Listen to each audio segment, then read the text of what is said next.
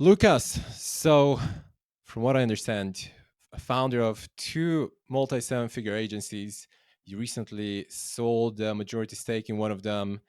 You're all about D2C and ad creatives that drive performance. So lots of cool stuff to talk about. Thanks for coming on. No worries. Thanks so much for having me. Excited to be here. Absolutely. Now, one thing that I always forget to do is pitch what this is all about, actually. So, anyone who's new to the podcast, the Founders Lounge is all about basically, I just chat to successful, inspiring founders in the UK, try to understand what they're doing, what made them successful, what they do differently, how do they think. So, if that's something that you're interested in, you know what to do. Subscribe, share with all your friends and family and everyone you know.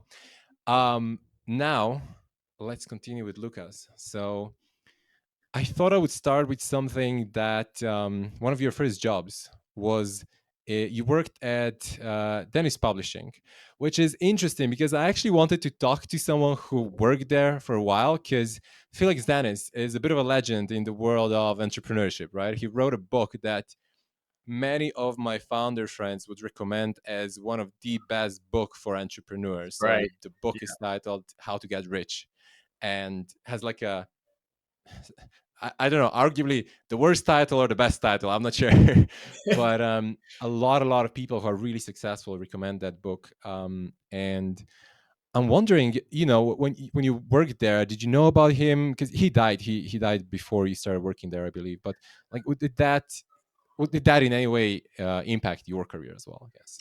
Yeah, I mean it's great to be asked that because I've been on a few podcasts and no one's ever kind of asked anything about Dennis, and it was interesting to kind of see you kind of dive into that there. I think before I started working at Dennis, I was at film school, wanted to be a film director, and then wanted to kind of pivot into something that I could use those creative skills, but also build businesses with, and go more kind of down that commercial route. And I think for me, the first kind of route was into more of a publishing or advertising agency. And to be honest, going into Dennis, I had no idea who Felix Dennis was. He was actually still alive and still kind of had majority stake in the business when I was there, but he died probably 8 months into me being at the company. But became very close and very good friends with a lot of people that senior members that had built the company with him and had been at the company for 20 plus years, and probably stories I can't share on a podcast, but it sounded like a lot of fun building that company. I think one thing that I learned through him, which lived on after he left, was the culture. And I think that was for me the biggest Mhm. inspiration for leaving to start my own business, was the culture that he had built it within that company.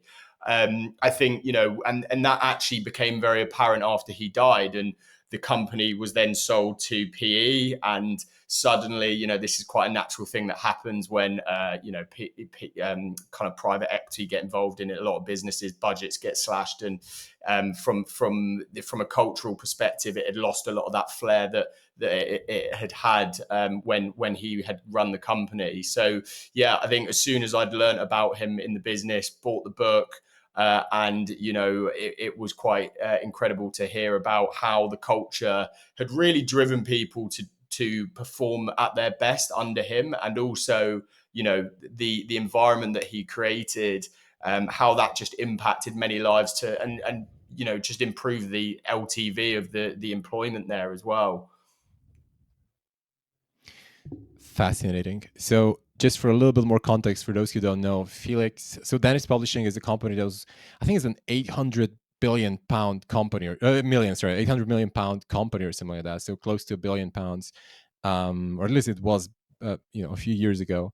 And so Felix was known for having this rock star lifestyle where he For just like sure. party a lot and. I think he said somewhere in the interview that all his 30s and 40s were just about like drugs and parties and a little bit of business on the side, but somehow that managed to become hundreds of millions of pounds of value created. And yeah, then the interesting thing is that he wrote a few books, but the most famous one is How to Get Rich, where he just talks about basically how to be an entrepreneur and all the lessons that he learned. And I think the interesting thing about is that was not his, like, the book was not his way to success, right? He didn't write a book to become successful. He was extremely successful, and then he wrote a book about that, which probably he didn't actually make that much money from that book. For sure. Yeah, I But think so you mentioned the culture. Yeah, sorry, go on. I mean, it's quite a crazy story. He was saw kind of how popular Jackie Chan films were at the time, and saw loads of people queuing to get into the cinema. And so he just decided to start something called Kung Fu Monthly, and then from that he started selling them out of the back of his van and magazine, and then from there it just kind of spiraled. He jumped on a niche and then started building kind of publications and magazines around different sub niches. So yeah, it's quite a crazy story how it all started. Nice. You mentioned the culture, that was something that made the company successful and something that you also took away from it. Can you talk a little bit more about that? Yeah, so I think what I loved about the culture there was they put the team first, the employees first. I think a lot of businesses nowadays it's profit, profit, profit. If it's impacting the bottom line negatively, they'll look at that in a very black and white way. I think one thing I learned there was that they really kind of gave back to the people. They did loads of kind of incentives. They did loads of kind of great cultural activities for the team to bond, for the team to get closer. And, for me, their approach to that and also building culture pillars around the business was it made it a really enjoyable space to be around, and it motivated you and it made you feel like you were part of something. They set very key culture pillars, and again, we've done this in our businesses now.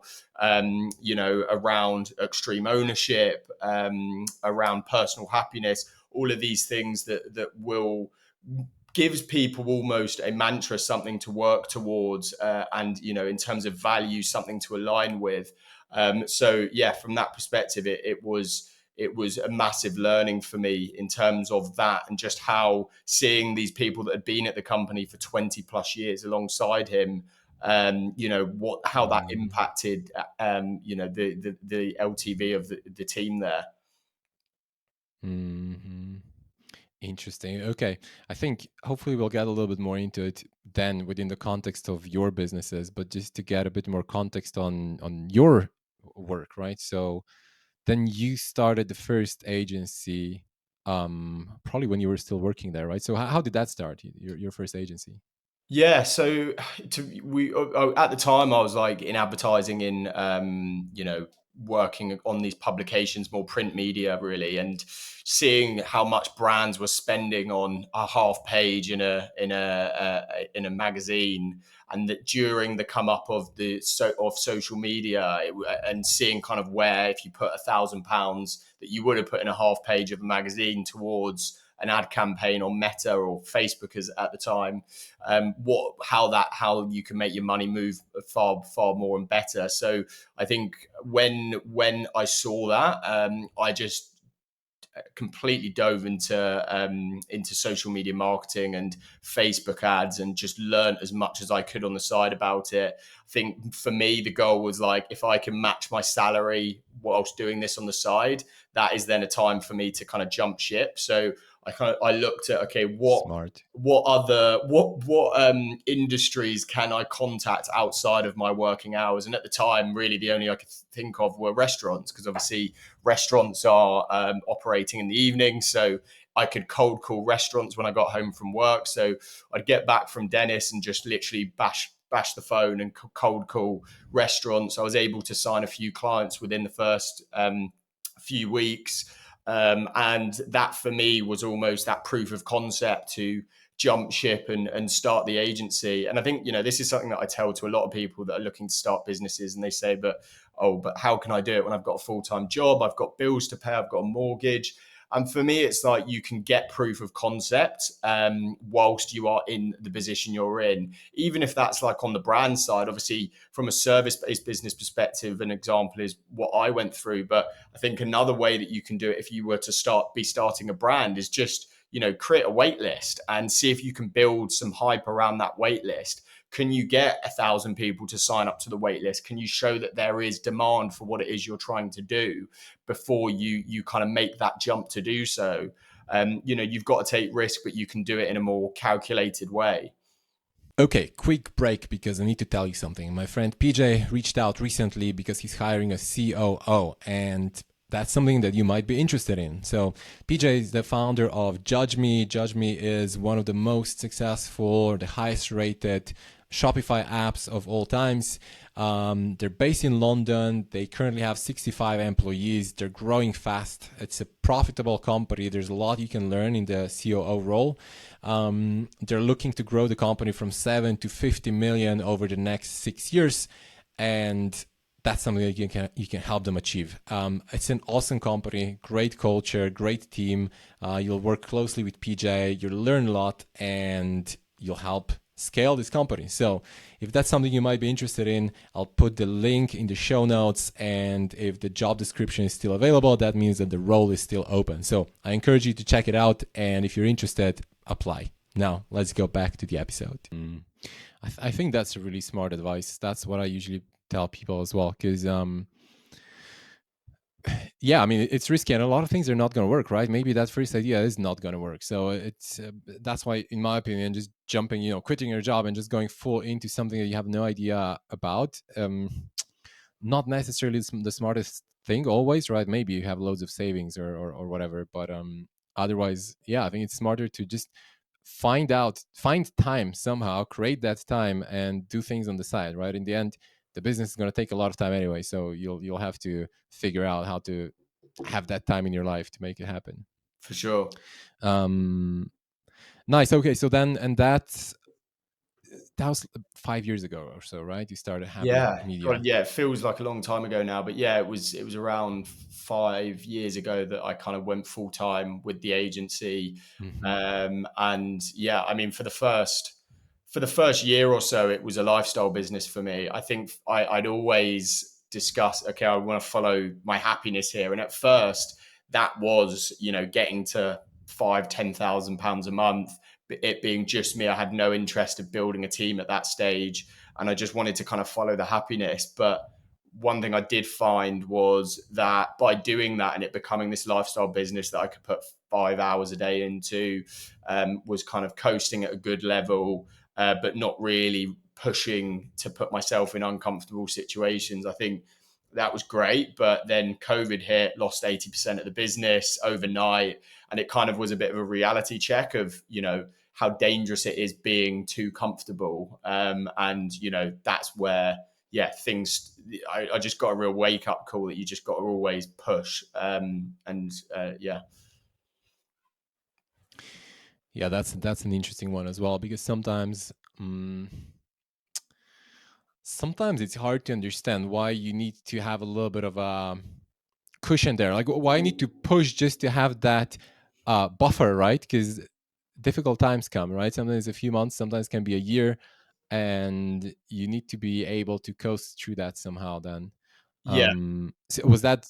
Would you say that was the lowest point, like the whole COVID thing?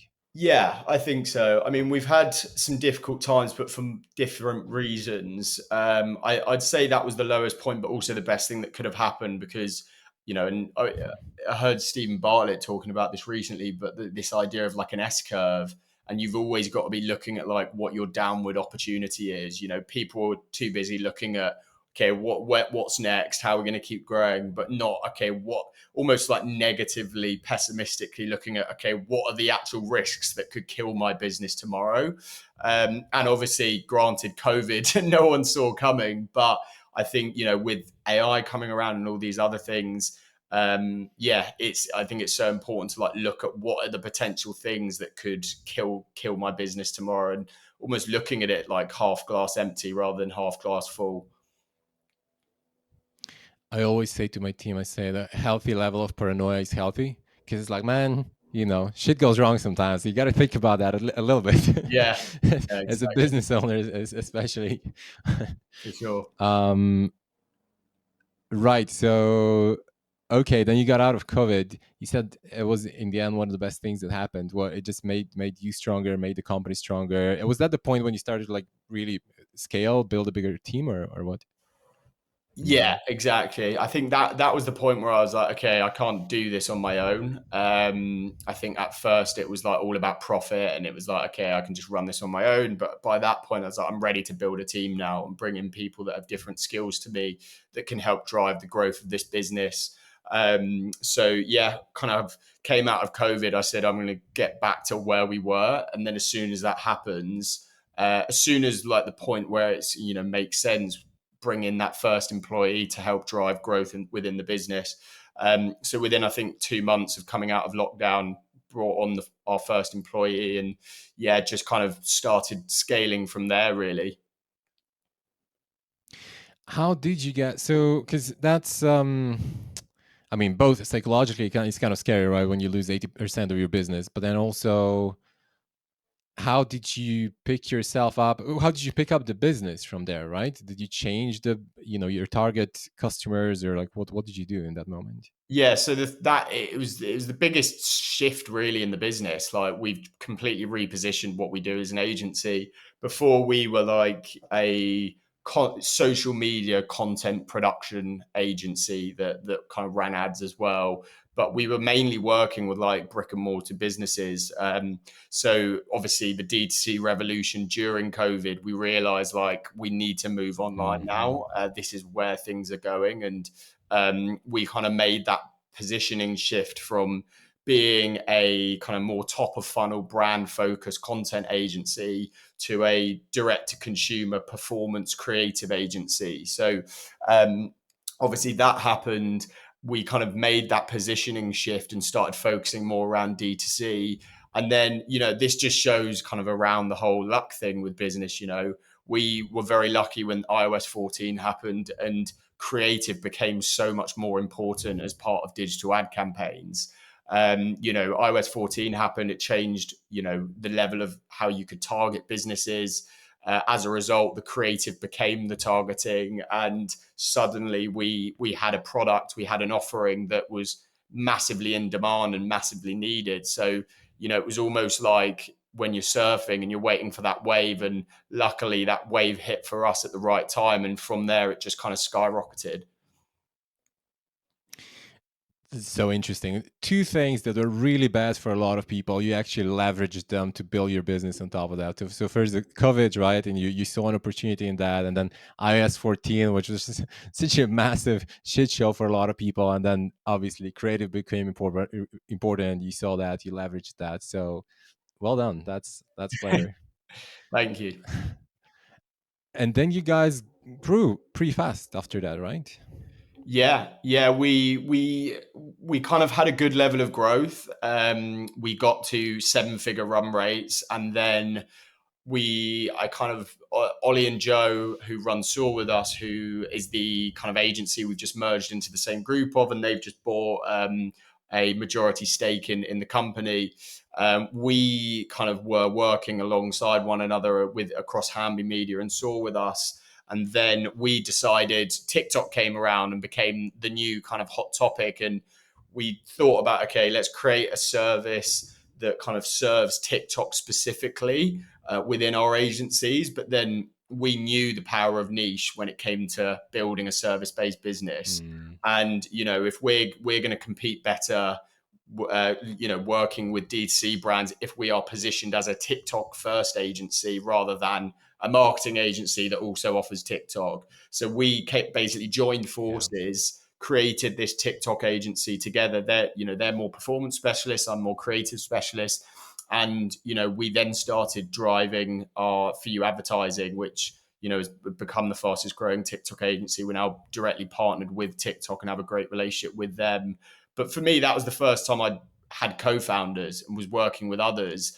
And, that outgrew Hambi Media when Hambi Media had been going for about 3 years within the space of 12 months. And that really was an eye opener for me, and just showed, I'd rather have a slice of a watermelon than a whole grape. And the power of, if you build something with other people that have different skills to you, different co-founders, how Mm. much quicker you can scale businesses. So that's kind of again one of the reasons why I decided to sell a chunk of the agency, was because I saw the opportunity of what we could do with those two together. I see. Is So some people say that the having an agency, there's a lot of headache because there's a lot you get clients and there's a lot of day-to-day operations. You obviously decided to start another one. Basically, I mean, it's sort of within the same under the same umbrella, but um do you disagree with that? Or do you just like the agency model, or like what's your view on that? I mean, it's just like it's a great cash flow business at the end. Like, you know, Mm, it's from a we myself and my co-founders, we run a couple of D2C brands as well, just you know, smaller projects that we've kind of started more so recently. And you know, the benefits associated with retainers, with you know, profitability within the agency model is great. It's obviously not like a sexy model by any means. I think, you know, D2C brands, it's like the cool thing, it's the sexy thing that everyone wants to do. But I think for us, building agencies has become a way of building liquid cash that we can use in other ventures. And it's mhm, given us a huge opportunity with, you know, the runway that we've built within the agencies to very quickly springboard other businesses. And, you know, it's a huge opportunity being able to work with some of the biggest brands in the UK and Europe, who are spending, you know, tens of millions, if not hundreds of millions on the platforms every year, to see that they're, you know, see how they're operating their businesses, how they're spending their money, how what's working and not for them. You know, that for us is mhm, building brands with them gives us so many learnings in other ways as to how we can then use that. So I think if you run a successful agency, it has huge amounts of upside. But I do think coming into the agency game now is harder than it's ever been. Um, it's more competitive than it's ever been. I think, you know, we're hiring a lot for roles at the moment, and I'm seeing more and more just how many people are being made redundant from other agencies. I think it was a hard year last year in the agency world and D2C world, and I think you know, there's a lot of agencies that went under during those periods because they didn't adapt quick enough. So mm, yeah, yeah. The last year or 2 years were pretty tough for many industries, right? It's been a bit of a wave of yeah, layoffs and just financial trouble for many companies. Um, so in terms of growth, right? So okay, obviously you managed to grow Hambi Media pretty fast, and then the For You Advertising, which is your TikTok agency now, also pretty fast. Obviously, you just said that it is becoming more difficult. But if you can talk a little bit about your growth strategy, 'cause I think a lot of people, in the beginning, it was just a one person business, right? And that's what you knew, and that's what worked well for you. And a lot of people just stay at that, right? Because they don't even necessarily know how to grow. So what were your growth strategies, or what's maybe your advice for people who want to grow beyond that one person band, maybe?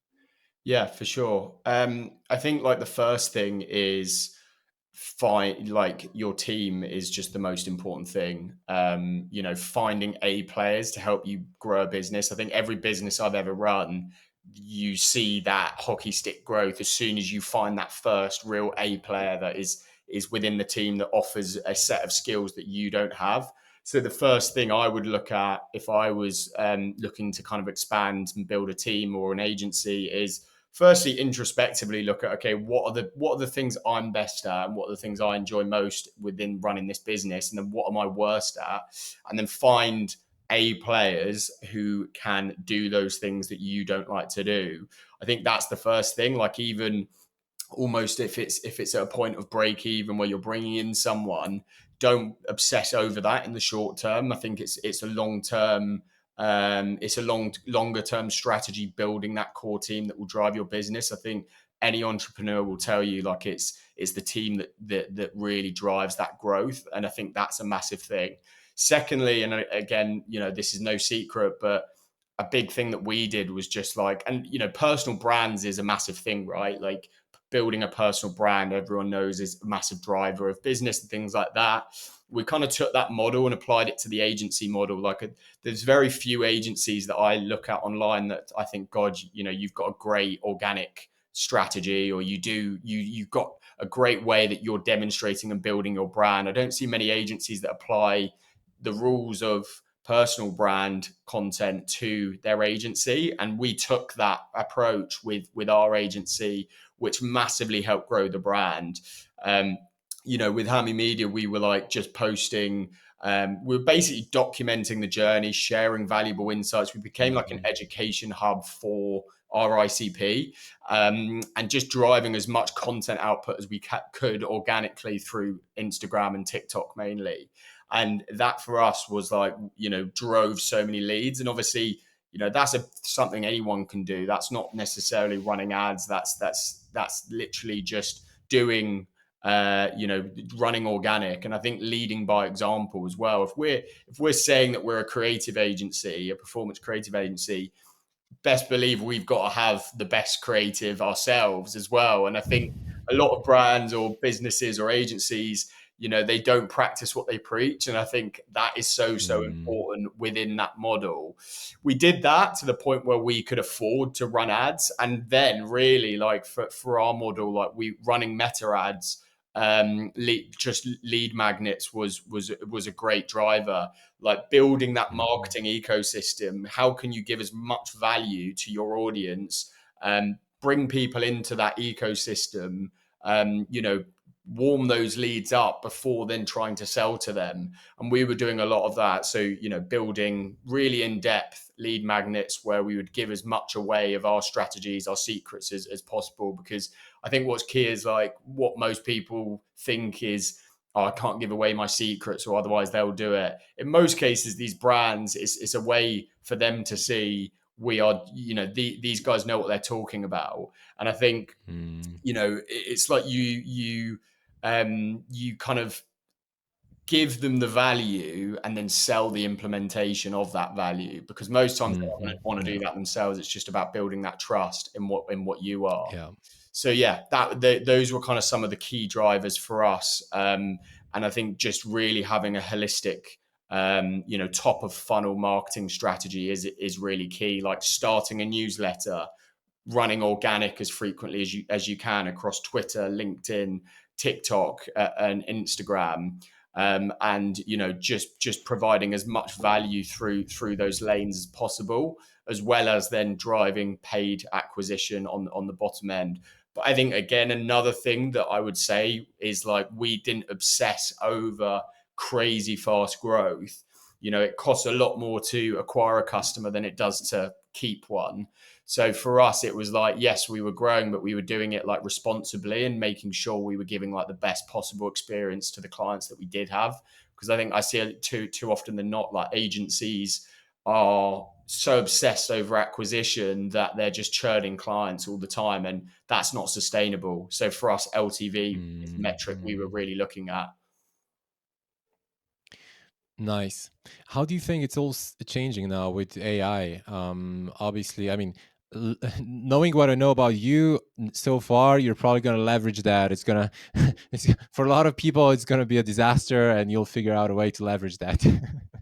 For sure. Well, it comes back to that S curve. Like, if AI is an interesting topic, and I think it's something we've like heavily leaned into. I think a lot of people that are dismissing it or kind of scared of it, they're the ones that are going to lose. I think it is what it is at the end of the day. If you're not first, you're last in the game of AI. And I think we're currently hiring in our group a chief AI officer, because we think if we're going to spend multi six figures a year on someone who is going to be at the center of improving efficiencies and making sure we are the front runners within our industry at using AI, then we're going to be the ones that win. So I think investing into the learning is going to be really, really key. We already use it a lot. So, and the way I like to position AI to my team, because we use it as part of our kind of creative strategy process. So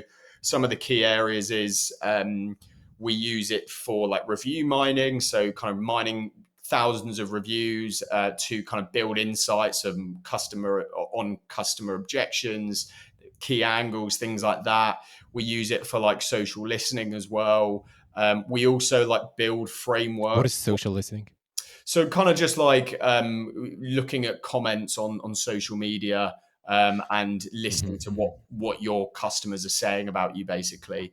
So Mm-hmm. we're doing that a lot. We're like building frameworks for ads and like taking winning scripts and then applying them to different brands within the same niches. It's very good for things like that. And also automations, we're using it, we're kind of linking it a lot with things like Zapier to improve efficiencies. But I think the way that I position AI to my team, which I think is really important, is it's not there to like replace your job. At least in the short term, I can't see it really doing that for what we're offering. I think all it is there to do is to almost become your assistant. That's the kind of positioning that I Mm. have with AI, at least in the short term, that it's not going to be able to strategize and do that job, but it will be there as an assistant to help you with those more admin based tasks and improve the quality of what you do. And I say, like, also don't use it as a tool to become lazy. If you're shaving 30% of your workload Mm. because AI is taking that time from you, use that 30% to drive better outcome, later on in the process. So don't just kind of get into the habit of using it for those reasons. Use it to buy back more time to use elsewhere. Mm. Yeah. Yeah, because everyone can do that, right? So everyone can become more can optimize their work right now. Are there any specific tools that you can mention that you use besides the obvious, like ChatGPT? Yeah, I mean, to be honest, like ChatGPT is the main tool that we use. Like we've built a lot of Uh-huh. our own ChatGPT bots within that. So we have every single one of the brands that we work Uh-huh. with. We like build their own bot within ChatGPT. So we basically Ah. train that bot to learn everything there is about the brand. We upload documents. We do brand alignment and research on those brands, and we upload all of that information in. So it almost becomes a bot specifically for that brand and learns the tone of voice, the positioning, everything about that it needs to. We then use like other tools like 11 Labs, which is obviously more like AI voice tools. That's become a big driver in like iterations for content.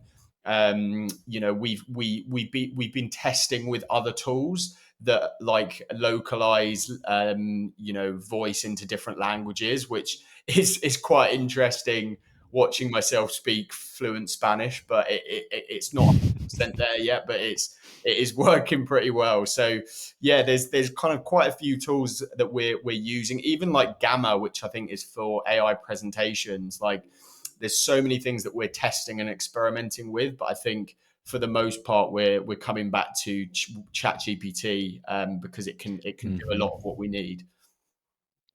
Nice.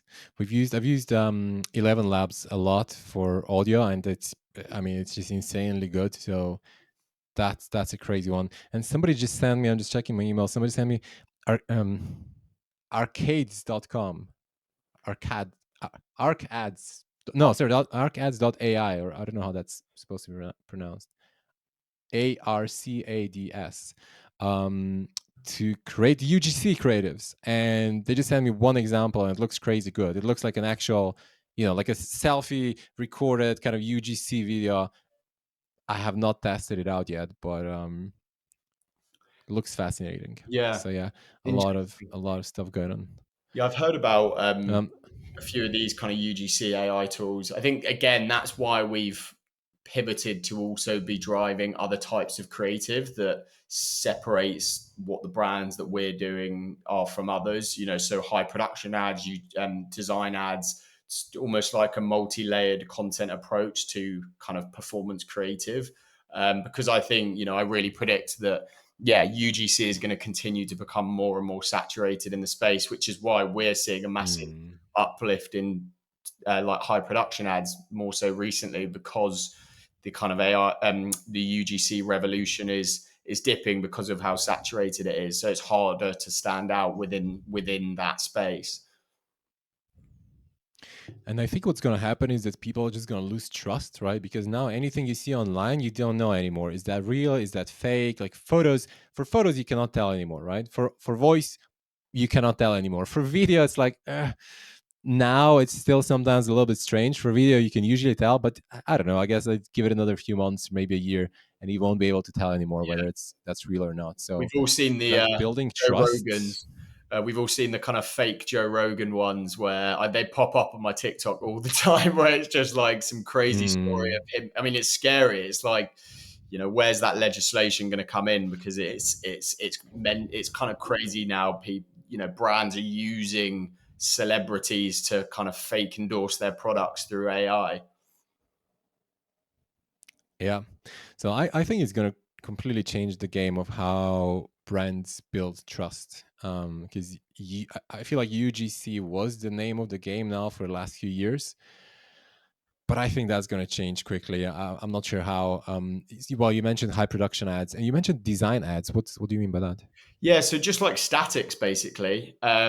So Aha. yeah, so we lean a lot into statics, especially for angle testing. It's really great way to, if you're a new brand and you don't know what your core angles are that work best, the cheapest thing you can do is run the same static ad against five different headlines with five different angles, see which ones perform best and resonate most with the audience that you're targeting, and then you can take that angle and then apply that to your video ads.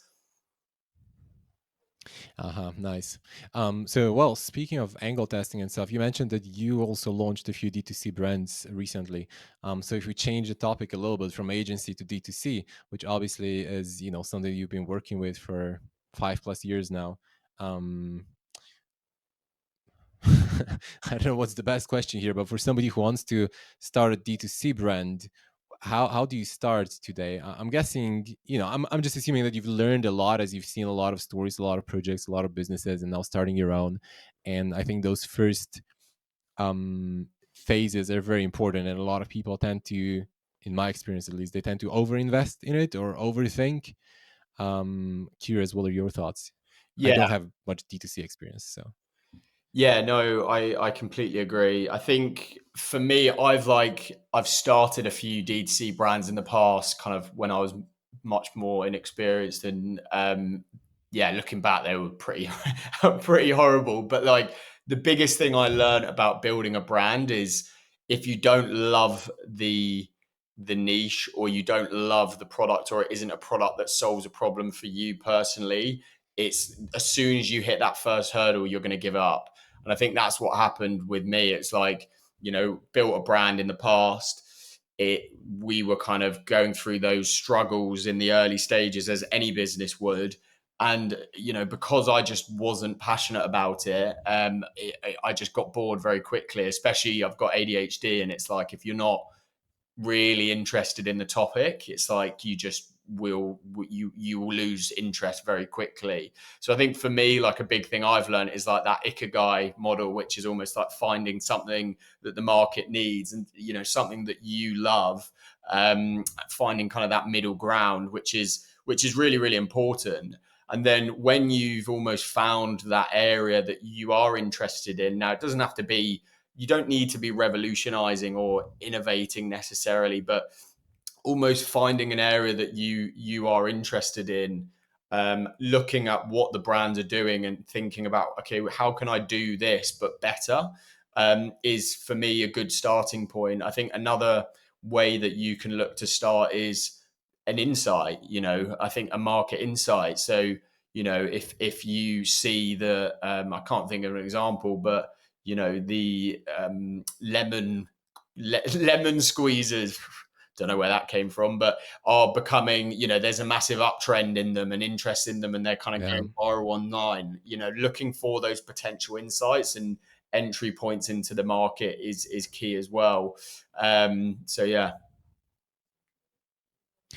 There's a bunch of newsletters on that topic, so I used to follow that a lot. Currently, now I'm just busy with the stuff that I'm doing, so I try to not follow trends too much, because then it's easy to get too excited about starting something new. And So true. but there's like Trendly, and well, one that I especially like is called Well, charter, is it charter? Um, cha- char- Chartable or whatever. I'll put the link in the show notes. There's a newsletter. It's the only newsletter that I probably open every single time when I when they send it. And now, embarrassingly, I cannot remember their name. But they just send like trends, and they crunch data on all sorts of things, and I feel like it gives you a good view of what's happening in the world through the lens of the actual data. But yeah, there's a few newsletters that just send out trends, and that's quite interesting for anyone who's looking to start something new. Um, Chartable. I'll find it. Don't worry. That's going to annoy you for the rest of the episode now. Yeah, yeah. And it's actually, the founder is actually from the UK. Um, Chartable. I think it's Chartable. Anyway, I'll put it in the show notes. Um, Cool. And then, yeah, and you said looking at trends and doing something better. I am curious if you have any good example of that, because I used to struggle with that. I think now maybe I'm with experience. I think you start to understand that a little bit better. But in the beginning, I've heard that very often. People would say like, just do the same, but just a little bit better. And I'm like, but what is better? I don't know how to do it better. Yeah, yeah, it's yeah. I'm trying to think if I can think of an example just off the top of my head in regards to just like a brand that have done that, just kind of a small change but better. Yeah, yeah. Or I guess it's not like a because I'm thinking, I guess it's not like a yeah, direct go on. example in the sense because it's like following a slightly different trend. But I look at like a brand like Wild, which is a natural deodorant. They took an insight which was sustainability and becoming more Mm, environmentally friendly and people wanting to start using natural products. They took that insight and then tackled a market which in many ways is completely oversaturated and dominated by these big players that have been mm, around for so many years.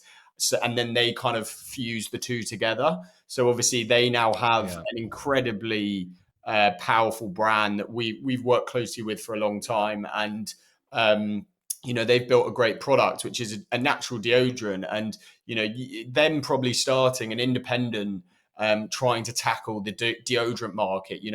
It doesn't look like you're going to succeed within that. But by taking an insight around sustainability and being more eco-friendly and more, using natural products and then applying that to that market is something that worked really well. So they kind of did both things. They looked at the trends, um, and then just improved what was already on the market. I guess one way of doing it is also just look at the products that you're using and see what bothers you about them, right? And see if like For if it's sure. there, I and then think I guess yeah, just work with some manufacturers trying to fix that. I think another way you can look at it is like, okay, commodities, what products are commoditized, but they are, famously uncool and boring. And I think I saw a great example. I forgot what the name of the company was, but it's like Pickle Girls or something like that. And they've gone into like the gherkin or pickle market and created a cool brand around pickles, which is more than just Mm, buying pickles. And I think again that's another way hmm to look at it, like looking at, okay, even if there's a product that's commoditized, is there a brand out there that has their brand positioning nailed down and is actually quite an interesting and cool brand or not? Because if there's a way, not only in terms of like the benefits or the functions of the product, but also from a kind of brand identity perspective, if there are kind of ways you can elevate it from through that lens, then I think that's another way to potentially look at it. That's a good one. If you're creative, that's a great one. I don't think I could pull that off. I'm more of like a more technical, more like systems kind of guy. But like somebody like you or somebody who's creative. I love cereal. Do you know cereal, the healthy cereal, the Yeah, protein cereal from UK? we've done a bit of work with them. They're such a cool brand. I think their marketing is They on are. point. I love their ads. I love seeing everything they put out on social media, all their like print ads. It's just like funny and kind of pushing the limits a little bit, but like in a really Yeah, clever, funny way. that's a great example. Like a brand that has gone into a really oversaturated market being cereal and created a cool D2C brand that has so much personality that it kind of makes it stand out against the others. And yeah, they've like nailed that kind of digital guerrilla marketing tactic. It's they're absolutely killing it. Yeah. I think that viral content that they're producing is getting everyone talking, especially like even you know on LinkedIn. I'm seeing people that are posting about their content going viral, talking about it through the lens of Hmm. marketing. So it's pretty crazy what they're doing. They're great. I'd love to have them on the podcast. I need to reach out, or if somebody knows them, please send them my way. They're good. Um, what was I going to say? Oh yeah. So, have you seen any clever, creative ways of testing a D2C idea? Right. So when you have, let's take cereal. Let's say you want to do like healthy cereal, right? Like protein cereal, and then obviously there is a barrier to entry, right? Manufacturing those first batches of cereal, and it costs, right? It costs money. It takes a lot of time. Um, what do you think? How did somebody start it before investing, tens of thousands into actually starting everything? Yeah, it's a good question. I think something that I'd always have always loved the idea of doing is, and again, I don't know if this would work, but I can't see why it wouldn't, because it's applying the same philosophy to running, paid creative, is almost taking like a prototype, 3D modeled version of a product, and running that as a test against a landing page. And even if you were then taking that product and running it against three different versions of the same product, but with slightly different features or slightly different designs or packaging and things like this, so you're almost split testing what that product looks like. And then seeing what the differences between all of them are in terms of clicks, in terms of engagement, and using that as a marker for the direction that you go with that product. I've always loved that the idea of doing something like that before you've completely agreed into the direction that you want to go, because I think a lot of people don't listen to their customers enough, and I think Hmm. that is something that they should be doing more. And I think it's a great way to do market research before you make the effort of completing the whole brand, before you completing the whole look and feel of whatever that product is. Test it. Test it almost as a prototype beforehand. Run that as an ad and see what happens. I think the other route is like building in public. I've seen some great people that have like gone on or Mhm. gone on TikTok organic and taken, almost like taken people on the journey of them building a brand.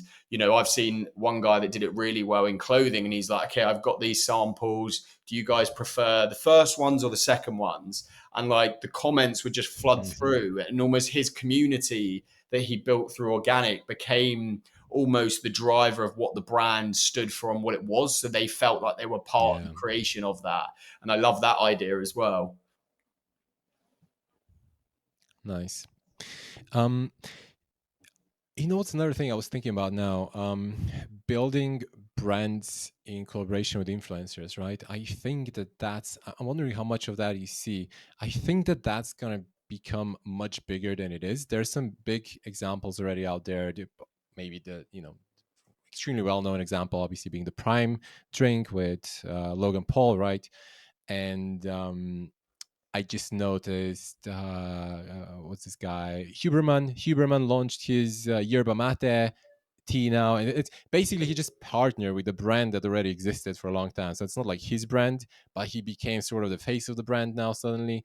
And I think, I was talking before about building trust, and that's going to change. And that's one direction that I can see this changing, right? So that brands are just going to be launched in collaboration with those influencers. So it's going to be like he's going to be, or like she is going to be the face of the brand, and it's going to be like her brand kind of thing. I completely agree. Yeah, you're seeing this happening so much now. I think it's a great way to, have approach influencers who are either passionate about topics or certain areas or have a really dedicated following and what they've spent years building up, building a product around this influencer to then kind of very, very quickly gain market share through the power of their audience.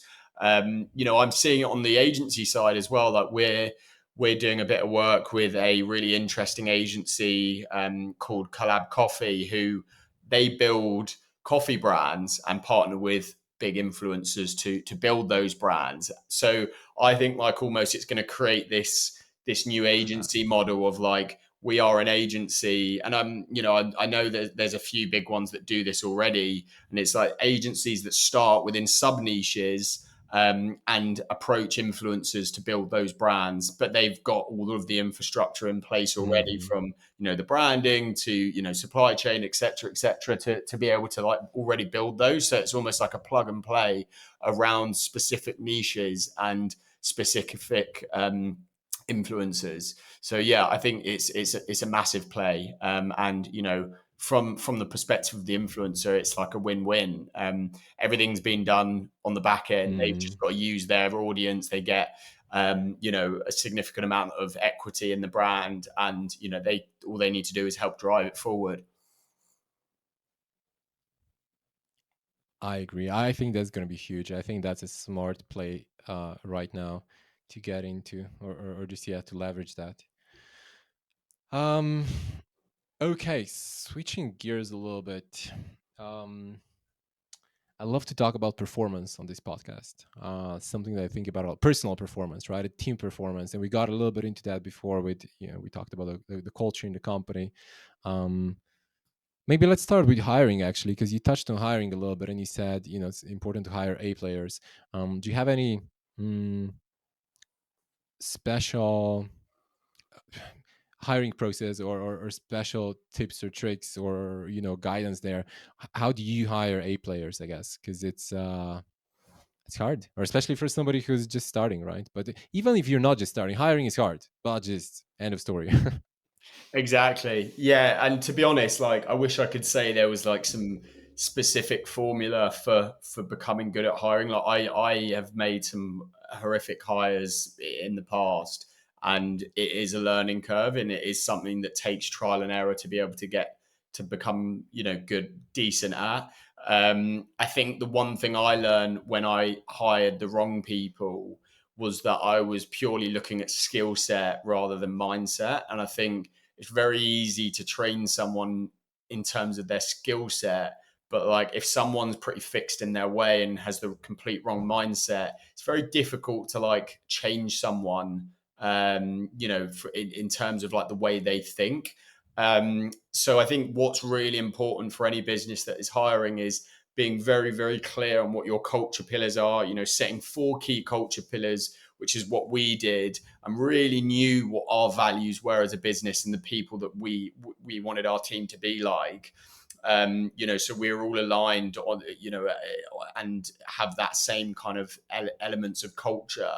Um, and then once you've set those culture pillars, making sure that you're asking questions in the interview around those culture pillars. So an example that and we've just was actually just before this on we're hiring a new kind of head of department role, and something I asked on that call. But one of ours is like extreme ownership, which is all around kind of accountability, and making sure that you put love and trust into everything that you do, and you own whatever happens, whether it goes well or doesn't go well. Because if you have accountability, then if something goes badly, it's don't deem it as a failure, deem it as a learning, and you can kind of learn from it and grow from it. So I basically explained to them, okay, this is one of our culture pillars. Could you give an example where you've shown this in a previous role? And I think Hmm. asking questions around culture is something that isn't probably done enough, and I think is so important that people don't only have the right skill set, but also align with the values of the company. Because if you have that, I would rather have someone that is more aligned with the values, and I can see is the right has the right mindset. They're hardworking. They're agile. They've got all of these things that we stand for. and maybe we need to do a bit of extra training on the skill set front, but they will get it and they will dive into it and they will get to that point very, very quickly because they have the right mindset. I think for me, that's like a massive thing that we've done as part of our kind of hiring process, which has meant that we're hiring much better people now. And I think secondly, it's around, I think businesses forget that you are not only advertising externally to clients or customers, but you're also advertising to people that want to work for you, so it's really important that Mm. you almost document your brand or agency behind the scenes, build a great culture that people want to be a part of, because that's how you're going to attract the best talent, by really showing that culture online. So yeah. Hmm. Very good points. Mm. And then when it comes to performing, right, as an entrepreneur, I think I talk to my friends about personal performance quite a lot, and how to do your best, and what does that even mean, doing your best or performing. Curious, how do you, for yourself, for example, how do you make sure that you are doing your best, that you're performing at your best? Yeah.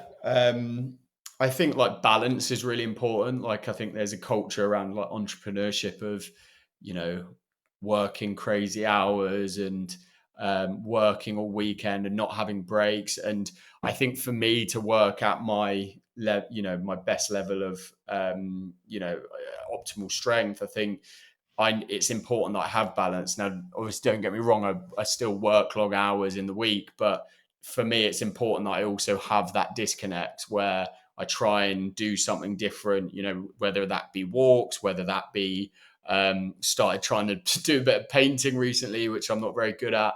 But yeah, I think it's really important to have that disconnect and that time to come away from work. So you almost are refueling your brain to then come at it again. I think whenever I have those times where I'm like stressing out with a task, I might just like sit back, leave it, go for a walk, and then come back to it later because it's not productive. Um, I think that's a big thing that I look at as well. I think I always check myself for like how comfortable I am at that point, because I learned from obviously losing a lot of my business in COVID, being too comfortable is dangerous. And I think the more you put yourself in uncomfortable positions and challenge Mhm. yourself, the more likely it is that you're going to keep kind of growing, and not only personally but professionally. So I think they're two big things that I think are really important to me in terms of like personal performance.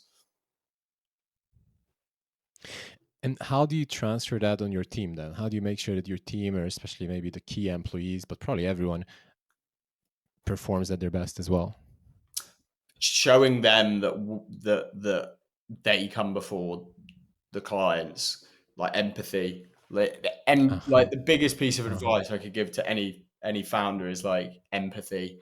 Like if you are like an empathetic leader, your team, the buy-in that you get from your team is so much more, and the team kind of stay for much longer periods of time. And again, it comes back to that culture. If you put the personal happiness of your team before the money, then that will come, but in a different way, through a different lens, and in a different way. So really kind of empathy is a massive driver for our business. There are times where we have brands that are really quite unpleasant to the team, and we will make sure that we back the team wholeheartedly through that, and put the team's happiness before that of the client. Yeah, I think if you can demonstrate that as a founder, you're going to get much more buy-in internally. Nice. Interesting. That's yeah, that's a good one. I can see how that works. I can see also how, especially in the beginning, you need to be careful with that, right? Because if you like, you need to balance empathy with I guess just making sure that somebody doesn't take advantage of that. Oh, Which I know that for me in the beginning that was hard, right? Because I don't know what to expect, like, when you hire a new person, or like when you haven't managed a lot of people yet, and um, yeah, it can be tricky, right? honestly, so I'm glad you raised that because it is so true. I think when you have a culture that is, really in touch with people's emotions and empathetic to people and puts the team first, it can very easily create this entitlement or this idea that, because you are so nice, people try and walk over you. And I've had that with people in the past.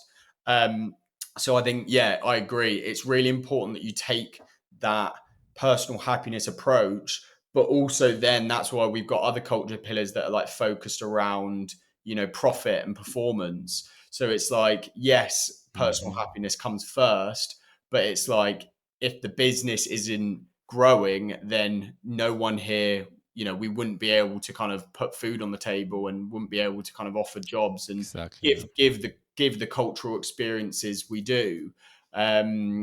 So yeah, I think it's like it comes back to that phrase of like the rising tide raises all ships.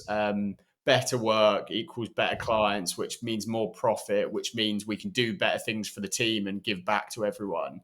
So I think like it's so true what you said there, and it's really important you align those two side by side, and that like people also Hmm. understand that this is a business and we are here to make money at the end of the day. Hmm. Cool. Very good. Yeah, I'm glad you clarified that. Cool. A few quick questions for the end. Do you have any um book or course or experience that you would say was the most impactful for your business or life in general? Yeah, I'd say Traction by Gino Wickman is probably the best business book that I've ever read. I think you get a lot of like these self-help business books that are like quite fluffy and there's not much you can apply off the back of it. And I think it's one of the most productive books you can read as an operator that has Mm. tangible things that you can apply instantly to your business, as well as loads of resources that come with it. So yeah, I think that book for me taught me so much about process building, around team culture, around kind of building org structures, so much stuff that's really, really important as you kind of grow a business into, from a startup to a scale up. Mm. Very, very. I know a lot of people who said that book basically transformed their business. It is for people. You need to have at least 5 to 10 employees already. Otherwise, it's probably too early to read that. You won't be able to apply that much. But yeah, that's a good one. Um, what's one skill or habit that's been the most beneficial for you in your business? Yeah. It's, it's, it's difficult really. There's like, I think that one of them is around, sweating the small stuff. And I know that sounds weird because Interesting. yeah, so like people say about if and it's very true in a lot of ways, but it's like control the controllables, and I agree with that. But I think what you find with like the best founders of all time, they small wins and focusing on those small things builds momentum for everything that we're doing, and it's like there's an example with and it's in that book Atomic Habits around the UK cycling team, and that the kind of the GB cycling team was performing terribly, and then they went from that to becoming the best cycling team of all time, in a short space of time. I can't remember the story exactly, but it's something like that. And like the coach that came in, all he did at first, he didn't change anything about the bikes or the way they trained. He purely focused first on the small things. So better bottles, better pillows, things like this for the team, and really kind of focused on those small wins that built the momentum, and then praised for those small wins. So I think Hmm. it's really important to like look at the small things and make sure we are articulate about all of these kind of small details, because if you get the small things right that are like one, just in front of you, then that builds the momentum for those bigger things as well.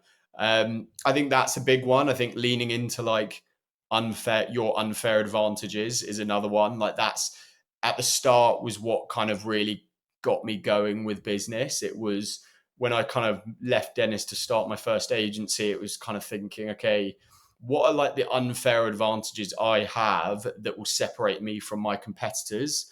So at the time, it was like I was working very closely with loads of car magazines at Dennis. So I really knew the car market well. So at first, although it wasn't the niche I wanted to be in, I knew it was an unfair advantage I had from previously that I could leverage with clients and Hmm. separate myself from other agencies. So like I lent into that as an unfair advantage. So I think, looking at, okay, can I mold an unfair advantage that will separate me from other people? And I think when you start, that is also a great thing to do. Nice. On focusing on the small things, I recently heard in this interview with Mark Zuckerberg, he said that one of his most controversial takes on leadership or management is that the founder should actually micromanage, which most people would disagree with that, or most people would say, don't micromanage, let people do their thing. But, and that's maybe slightly different to what you were talking about, but I have another example for that as well. But I thought that quite I thought that was quite interesting, especially coming from somebody who runs such a huge organization, right? And him saying that he believes, and I think he said it even like to this day, that he thinks that the founder should be the one who takes like a lot of decisions every day and who gets involved in the details of the business. I thought that was quite fascinating. There's probably, again, I don't think there's a right or wrong there necessarily, right? I think it different depends what kind of organization you build, depends what works for you. But yeah, that was really interesting hearing that from him.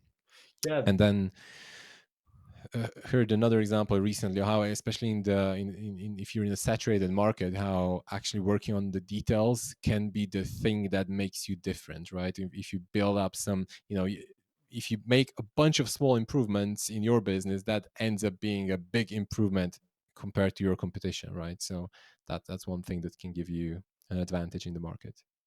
yeah, that's really interesting. I mean, where out of interest, the Zuckerberg example, did he kind of contextualize why that was? I think, gosh, I don't remember. I think he was saying that just the founder cares about it so much, and that if you step back too much, the nobody else cares as much, I guess, as you do, right? And that you have like that overview and that deep interest in making something work. I think that was it, but I don't remember the details now. Interesting. Yeah, yeah, it's a controversial one, that isn't it? But yeah, it's It is. I see it. Yeah. Final question, and maybe you answered that one already before, but anyway, what do you think separates okay founders from great founders? Yeah, I think like a big, and it kind of comes back to some of the stuff I was saying before, but like I think those that lean into failure and being as uncomfortable as possible, I think are the ones that win. And I think a great example is like Jeff Bezos, like how he says that like they just doubled their rate of failure every year or whatever it was. Hmm. And by Hmm. doing that, it's like, yes, they start 10 new things, nine of them are going to fail, but that one thing becomes a unicorn, and pays for all the others tenfold. By doing that and by failing so many times that you're learning, there's so much that you can take from that and learn from that. So I think like testing, experimenting, failing, almost like having a hypothesis and testing something, and take, if it doesn't work, taking those learnings and then applying them to what you're doing moving forward, I think means that you have so much chance of success.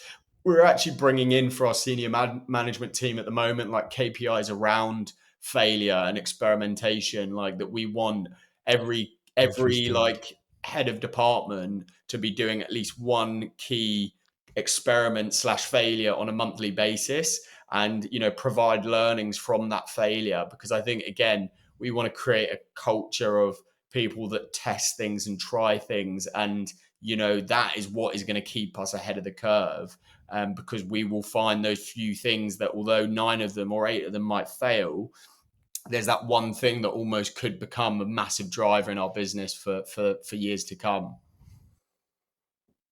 Nice, love it. That's a great advice. Nice. Okay, cool. Well, Lucas, we're gonna link to your businesses and social media in the show notes. Is there anything else you wanted to add for the end? No, not massively. I think we covered a lot. Didn't get into like the sale of the business, but I think that's so fresh that's probably for the best. Still trying to digest all of that, but yeah. Cool. Um, Good. Then, well, if you listened until the end, if you like this, last year, actually the year before, the podcast was in the top 10% most shared podcast globally on Spotify. So this year, I think we can get to the top 5%. So if you listened, please share with your friends and with everyone you know. That would mean a lot to me. And that obviously helps bring the awareness of the podcast, helps me bring better guests. So I'll really appreciate that. And Lucas, thanks a lot for coming on. Thanks so much. Appreciate you having me, and yeah, really enjoyed the chat. Likewise, likewise. Take care.